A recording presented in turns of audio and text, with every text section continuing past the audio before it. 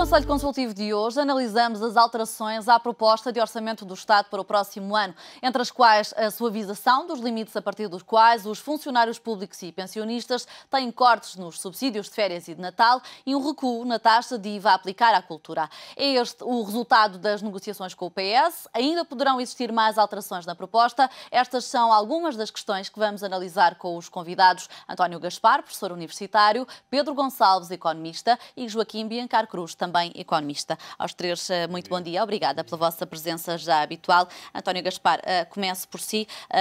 Esta suavização nos limites a partir dos quais os subsídios vão ser cortados, de alguma forma, aligera o sacrifício que os funcionários públicos vão ter de fazer? Olá, Marta, bom dia. Eu penso que é mais uma questão cosmética. Portanto, isso não resolve nada dos 485 para os 600 euros e depois dos 1.000 para os 1.100. Praticamente, a meu ver, não tem qualquer, em termos de eficácia ou de eficiência. Mas de acordo com o Governo, em termos de isenção, passam de 10 mil para 50 mil funcionários públicos isentos de cortes. É verdade, mas se nós formos a analisar bem, em termos absolutos, aquilo que cada funcionário público ganhará são valores que são irrisórios, quer dizer, não farão, a meu ver, grande diferença para os funcionários públicos, digamos, o excesso que irão ter, ou, digamos, o valor a partir do qual irão sentir o corte de um subsídio ou dos dois subsídios, não irão ser significativos. Quer dizer, eu preferia ver aí tomadas, se calhar, outro tipo de medidas, mas também vejo que neste momento é difícil porque, segundo o Governo disse, e nós, portanto, percebemos efetivamente aquilo que se passa, para haver um corte aí tem que haver uma outra contrapartida, portanto, porque não há folga possível em termos dos compromissos que estão... Preferia a proposta do PS em manter, em devolver um dos subsídios. Pois, mas isso também acho que não é execuível, porque para devolver um dos subsídios iria implicar que, em termos de impostos, num outro lado qualquer, teriam que ser mais agressivos. Portanto, porque o problema que se põe é que não há efetivamente uma folga para dizer que, sim senhor, devolvemos um dos subsídios e não se passa nada, portanto, e a situação fica exatamente assim. Não, isso não podia acontecer. Eventualmente, bens que serão taxados agora a 13% do IVA, teriam que passar para a taxa máxima, não é? Outros que estão em taxas mínimas teriam que passar para a taxa intermédia ou para a taxa máxima. Já lá vamos também, porque é uma das propostas que vai ser votada hoje. Teria que haver sempre, infelizmente, e nós temos que aceitar isso, porque não há outro remédio, não há outra solução, teria que haver sempre a contrapartida em termos dos impostos dos cidadãos portugueses, não é? Pedro Gonçalves, esta suavização da medida vai custar, de acordo com o Governo, ao orçamento 130 milhões de euros. Para ser compensada, decidiu-se aumentar as taxas liberatórias sobre os juros, dividendos e mais-valias. No caso dos juros, parece-lhe um recuo, uma vez que o Governo tinha dito que não ia taxar os juros sobre as poupanças para não afastar ou desincentivar a poupança? Penso que nesse aspecto sim, não é? Não vamos, numa altura em que precisamos de poupança e precisamos de atrair investimento estrangeiro para privatizações, para todo o programa de privatizações que temos pela frente, o aumento da tributação sobre dividendos e sobre os juros não me parece positivo, mas a realidade eu acho que é isso que nós temos. Nós, quando estamos agora a fazer um bocadinho estas análises, temos de ter a noção que a bitola vem de fora e, portanto, é aqui um exercício difícil de querer, obviamente, proteger de alguma forma um bocadinho mais, e concordo que pouco mais, mas os funcionários públicos e os reformados, mas o cobertor tem um tamanho que foi fixo por fora e, portanto, quando nós queremos cobrir um bocadinho mais, cobrir mais um bocadinho o pescoço, destapamos mais os pés e, portanto, não temos aqui grande flexibilidade. Eu, se me permite, Marta, só muito telegraficamente o que eu acho sobre esta questão dos acertos dos salários, mais até que os dividendos e os juros, é a necessidade que eu acho que o Governo vai ter que ter, faço um pleonasmo, de rever as carreiras na função pública. Isso é determinante. Nós temos identificado por vários economistas, pelo Banco de Portugal, um desequilíbrio muito grande entre os que são as diferenças salariais entre setor privado e setor público, nomeadamente em profissões de menor valor acrescentado, onde no público pagamos significativamente mais. O salário médio no público é praticamente o dobro do salário médio no setor privado. Mas também há situações de precariedade no setor público. Com certeza, mas estamos a falar em média, não estou a falar nos extremos. A média são 1.500 euros para 800 e tal, não chegam a 900 euros no setor privado, sem despedimentos num setor, né? Portanto, o setor público não conhece a palavra despedimentos. Eu acho que isto tem que ser ajustado para equilíbrio da própria sociedade. Quanto tempo é que demora uma reestruturação desse género? Eu acho que não precisa demorar muito. Não é? No contexto, nós já nos apercebemos é que tudo o que achávamos que demorava muito tempo, agora é mais rápido. Uma das coisas que esta crise fez encurtar foi o tempo. Riscos. Tem riscos. Todas as decisões têm riscos. Mas esta decisão acho que é razoavelmente fácil. Primeiro, há inúmeros... Em prática não será assim tão fácil. Também não acho que seja muito difícil. Há inúmeros comparativos. Não é? É muito fácil comparar qual é o salário oferido por um trabalhador no setor privado e no setor público. É relativamente fácil, há muita informação. Há necessidade de rever essas carreiras com esse ajuste. Há, obviamente, algumas profissões públicas que não têm comparativo privado. Legalmente, como é que isso se faz com direitos já adquiridos? Isso é uma coisa que hoje já não existe. Acho que a coisa dos direitos adquiridos... Contratualmente falando? Não, contratualmente falando. Nós estamos a mudar de direitos adquiridos. As pessoas tinham direito a 2 pensões, tinham direito ao subsídio de Natal e subsídio de férias. Nós estamos numa altura em que precisamos, se calhar, de suprir alguns dos direitos adquiridos para permitir fazer reformas estruturais e correções do nosso desequilíbrio de contas públicas de uma forma estrutural, porque se não o fizermos... e nós já falámos nisto várias vezes aqui, estes cortes permitem reduzir a nossa despesa, mas a forma como ela evolui está congelada. Porquê? Porque nós temos carreiras, como a Marta diz, direitos adquiridos, temos progressões automáticas, temos estão suspensas, mas estão lá. E se nós não mexermos nesses mecanismos, se não os alterarmos, se não corrigirmos o que está na base do nosso desequilíbrio, vamos estar sempre a fazer isto, que é... Na sua perspectiva, o que é que devia mudar? Acabar, calculo eu, com a progressão automática na carreira... Não, a progressão automática na carreira não me parece que era razoável. As pessoas têm que ser promovidas por mérito e, com certeza, não são todos bons. Não é? Como é que se analisa o mérito? Marta, o meu filho tem 7 anos. 7 anos. Anda no terceiro ano da escola. Chega a casa com notas. Tem 7 anos. É uma criança. E chega a casa com notas e sabe quem foi o aluno que teve a melhor nota, sabe quem foi o pior, sabe onde é que está. Com 7 anos. Nós ensinamos as nossas crianças a ser os melhores alunos, a estudarem para ter boas notas, desde pequenos. Eu espero que o façamos. Mas depois chegamos à vida ativa e somos todos bons. Isto é incompreensível. Nós sujeitamos uma criança de 7 anos à pressão de não poder brincar para ter que estudar, de comparar, de ver as notas comparar e ter boas notas, nem a comparar com os colegas, a ter boas notas, aprender, e temos avaliações rigorosas nas escolas e falamos cada vez mais em avaliação rigorosa nas escolas. As avaliações que existem na função pública são rigorosas? Não, claro que não. Ou poderiam vir a ser? Então, quando temos que os professores tinham uma carreira verticalizada, em que, em função do tempo, todos atingiam o topo da carreira, ou como os funcionários da CP, nomeadamente os maquinistas, que ao final de 8 anos estavam no topo da carreira, verticalmente, portanto, todos eram os melhores maquinistas do mundo, alguma coisa está mal, não é? Não podem ser todos os melhores, não podem. E não temos que ter um preconceito de sujeitar uma criança a uma avaliação e não sujeitar um adulto a uma avaliação equivalente. Pedro, mas a minha questão é, com os atuais dirigentes, os atuais chefias, a atual função pública que têm, se forem os atuais chefes e dirigentes a fazer a avaliação... Mas porquê que têm que ser eles a fazer a avaliação? A minha questão é mesmo essa. Quem é que ia fazer a avaliação? Há N formas de fazer uma avaliação. Pode haver avaliações independentes. Nós temos troicas e entidades independentes para tudo. Para avaliar as nossas contas públicas, para avaliar os nossos bancos, para avaliar... Porquê que não podemos ter a avaliação? Colocar tudo nas mãos externas? Mas por que não? Porquê que não há de subcontratar a avaliação? Joaquim, concorda com esta perspectiva? Não, eu acho que tem havido um debate profundo e ainda bem que tem existido entre aquilo que é o setor privado e o setor público nos últimos 30 e tal anos. E realmente há números, quando se fala até destas novas medidas e deste limite de 600 euros, mas são mais, até a Marta disse, são mais 50 mil que ficam aqui nesta folga, não é? Não sei o que diga, é o Governo. É o Governo que diz. E, portanto, dentro desses mais 50 mil, se você for ver no privado, se fosse fazer um teto até a 600 euros, quantos é que não ficavam nesse limite, não é? Pronto. E estamos a falar de um universo muito grande, que é o setor público. Estamos a falar de um universo muito grande, que é o setor público. É evidente que eu parece-me que é uma medida, e voltando um bocadinho atrás, para depois comentar aquilo que estava a perguntar, parece uma medida com alguma sensibilidade social, e nomeadamente protegendo um pouco, muito pouco, mas aqueles mais vulneráveis. É evidente que esta discussão entre o público e o privado tem que haver aqui alguns acertos. Eu concordo com o Pedro. O que é que tem? As avaliações, ou o método da progressão da carreira, a forma como... Nós sabemos que há todo o tipo de exemplos na função pública, portanto também temos que ter algum cuidado no juízo que fazemos relativamente aos testemunhos que temos na função pública. Mas que tem que haver um maior nível de exigência. O maior nível de controle dos gastos, parece-me que isso, todos vamos concordar com isso.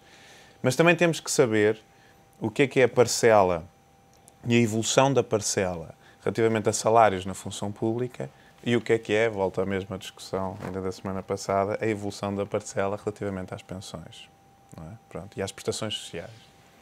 E, portanto, uma está a crescer de uma forma... e com uma tendência crescente muito rigorosa, e outra até está mais ou menos controlada e decrescente. E, portanto, relativamente às prestações sociais é que nós temos que perceber até onde é que podemos ir. E sem pensar nisto, isto é o grosso da coluna dos gastos do Estado. No fundo, ao reduzir salários, também reduz os descontos para a Segurança Social. Evidente. Mas aqui será Portanto, uma questão... dificulta a sustentabilidade da Segurança Social. A sustentabilidade da Segurança Social que já é difícil. Já é extremamente complicada. E é pena até não termos cá. Eu disse já a semana passada, hoje estava aqui porque com certeza que trata uma opinião e uma consciência muito própria relativamente ao trabalho até que desempenhou. Mas esses acertos, e nomeadamente relativamente às capacidades que nós temos para o pagamento na Segurança Social e para as prestações sociais, protegendo aqueles que mais precisam. Esses é que nós não podemos deixar de não proteger. Ainda mais numa situação dessas. Essa responsabilidade social tem que existir. E também temos que a fazer valer junto às instâncias internacionais. Mas a política do coitadinho não é para todos. E, portanto, sabemos também... E também não é só para... E também não vamos fazer um discurso populista ou demagogo relativamente a 10 ou 8 que eventualmente estão um bocadinho melhores do que o resto. Portanto, é apoio social a quem precisa e isso implica uma portanto, maior e melhor fiscalização. E de sustentabilidade. Portanto, o que nós temos que fazer é de uma forma sustentável olhar para isto. Não só para estes 3 anos agora, mas de uma forma sustentável percebermos nesta oportunidade muito grande de reflexão, de apertos, de sacrifícios de nós todos, percebermos a sustentabilidade do sistema e até onde é que podemos ir. E em relação ao que falávamos sobre a avaliação na função pública, acha que deve ser uma avaliação externa, interna? Acha que no mínimo tem de ser mudada a forma como é feita? Bem, quer dizer, nós vimos que esta avaliação dos professores que foi efetuada, havia escolas onde ainda imperava o bom senso e havia outras onde não imperava o bom senso e, portanto, houve cenários para tudo, não é? Pronto. Seria, por exemplo, uma possibilidade, o que já se faz em algumas empresas, que é uma avaliação transversal, por exemplo, o chefe avalia o funcionário avalia o chefe, avalia o colega. Já não era mau de todo. Agora, na função pública, depois, além da avaliação, é preciso que haja consequência. Porque podem ficar todos avaliados. Ficam todos muito descansados que se avaliaram. Vai tudo para casa e não houve consequência nenhuma. Em que no privado, supostamente, há rapidamente, ou deveria haver uma sensibilização ou uma consequência mediante essa avaliação. Na função pública, sim senhor, fizemos um grande trabalho, foi uma grande estafadeira, tivemos não sei quantos meses a avaliar-nos uns aos outros e depois ficou na prateleira, não é? E, portanto, o resultado, quer dizer, não é só avaliar, mas depois o resultado. Outra questão, António Gaspar, ontem também houve um recuo no IVA a aplicar à cultura, que deveria ser, segundo a proposta do orçamento, de 23%, e agora a proposta é que passe para 13%. Atualmente tem a taxa mínima de 6%. Ficam de fora os espetáculos desportivos, como o jogo de futebol. Já está a dizer que acha bem, Joaquim, porquê? Não, acho bem, quer dizer, e mesmo no ponto de vista da cultura... Acha bem o futebol pagar 23%? Ou a cultura? Eu gosto imenso de ir ao futebol e, portanto... Não é isso que está em questão. Mas acho que, e mesmo a cultura, eu penso que, eventualmente, e vou dizer uma coisa que nada popular, numa altura destas em que os sacrifícios são para todos, talvez também tivesse que ser um pouco penalizada. é evidente que tenho uma forte sensibilidade para a cultura, para as atividades culturais. Aliás, dos meus hobbies, eu gosto de participar em algumas vertentes nessa matéria, mas considero que deveríamos ser... Exatamente. E repara uma coisa, sempre em primor daqueles que são mais vulneráveis. António Gaspar, numa altura em que se vai hoje discutir e votar a passagem de vários artigos da taxa reduzida de IVA de 6% para a intermédia ou para a máxima, faz sentido para si a cultura ser taxada a 13%? Bom, eu não gostava de dar uma opinião, porque não cheguei a dar sobre a avaliação do setor público, porque me parece-me importante, digamos, esse tema, não é? Creio que deveriam seguir os mesmos trâmites que segue o setor privado, portanto, há muitos anos que o setor privado é avaliado, e eu falo concretamente no setor onde estive muitos anos, e nunca houve, digamos, qualquer tipo de problemas, enfim, problemas de monta, podia haver casos pontuais, relativamente ao tipo de avaliação. E, sobretudo, uma coisa que se passa hoje na parte pública, que não entendem, que de facto tem que haver cotas, quer dizer, nem todos podem ser excelentes, tem que haver, porque se todos fossem excelentes no ano, depois para o ano já não havia classificação para eles, não é?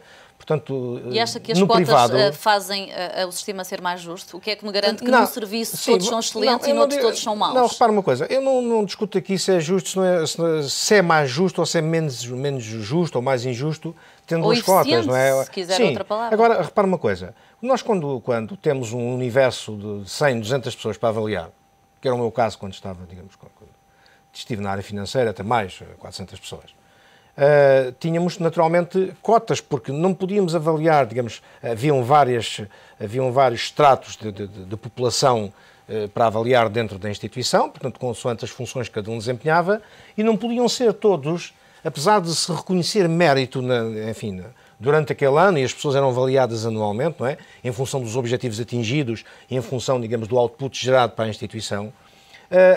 Suponha que havia 30 ou 40 pessoas num certo e determinado departamento e que os 30 tinham atingido os objetivos.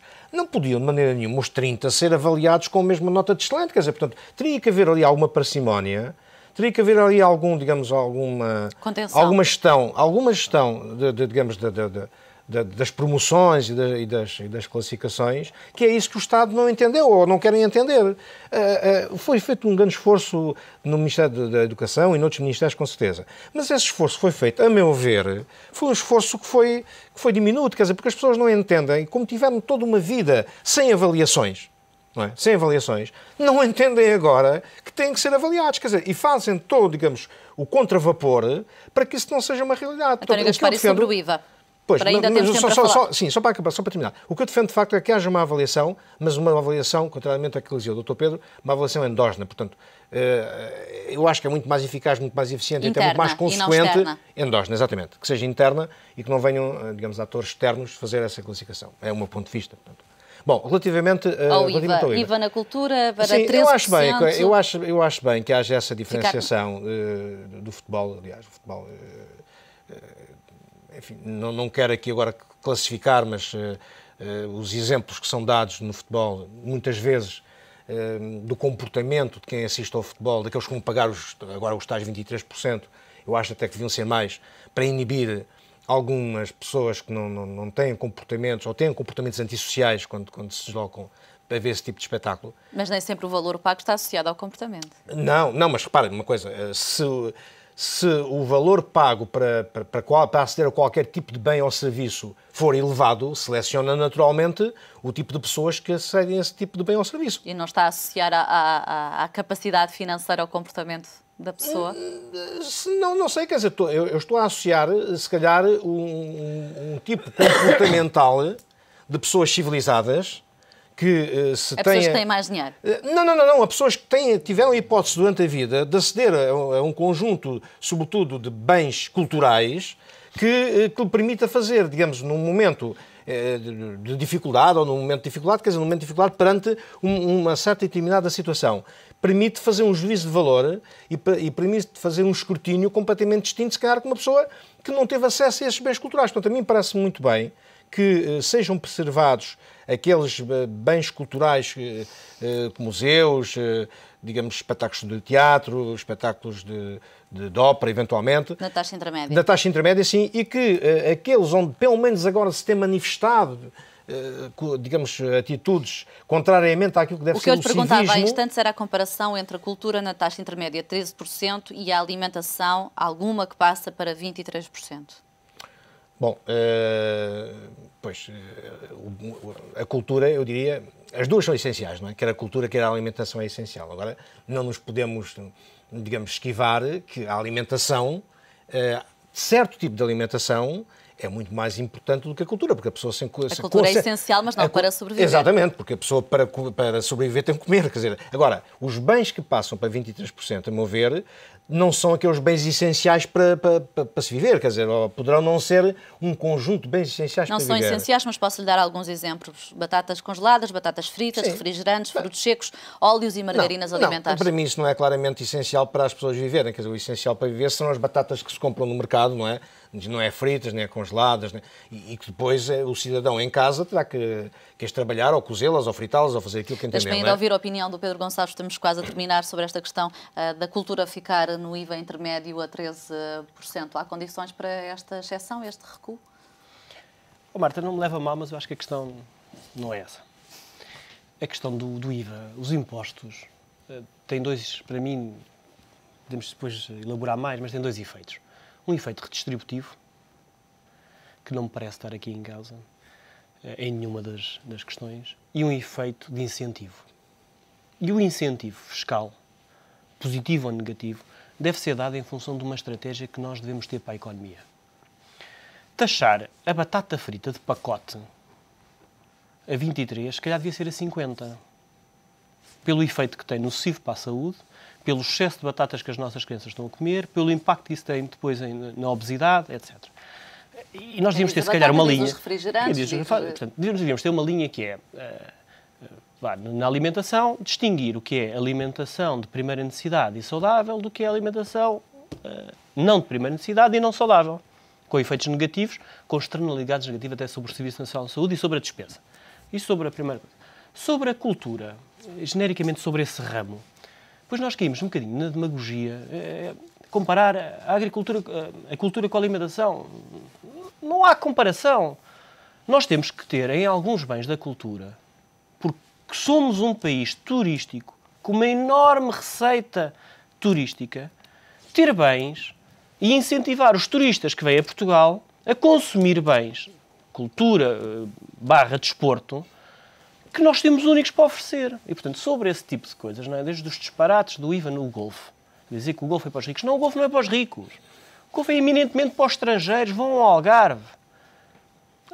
Nós temos milhares de turistas a vir a Portugal por causa do Golfe. E acha que o Golfe deve ficar nos 6%? Eu acho que o Golfe deve ser incentivado. Fica nos 6%, fica nos 13%. É uma questão de ver se isso nos afeta às nossas receitas, fazer contas, ver quanto é que entram turistas.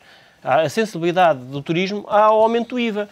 E isso é que deve ser uma estratégia. Nós temos que definir. Os museus são importantes, são. O futebol traz-nos turistas, se calhar já não. E se calhar, concordo com o que foi dito, se calhar o futebol pode estar numa lista, num nível mais caro, de IVA, mais elevado, perdão, do que outros bens. Agora, os nossos museus, as nossas atividades de cultura muito ligada ao turismo, e também aos portugueses, não é? Não temos que pensar só nos turistas, mas ter uma lógica, o nosso sistema fiscal deve ter uma lógica de crescimento, de redistributivo. Mas já percebeu essa lógica por parte do Governo? Já ouviu essa lógica, a explicação dessa lógica? Não, acho que nós estamos numa fase em que é muito difícil parar para explicar às pessoas. Pensar. Não é pensar, as coisas estão relativamente pensadas. Mas depois é muito...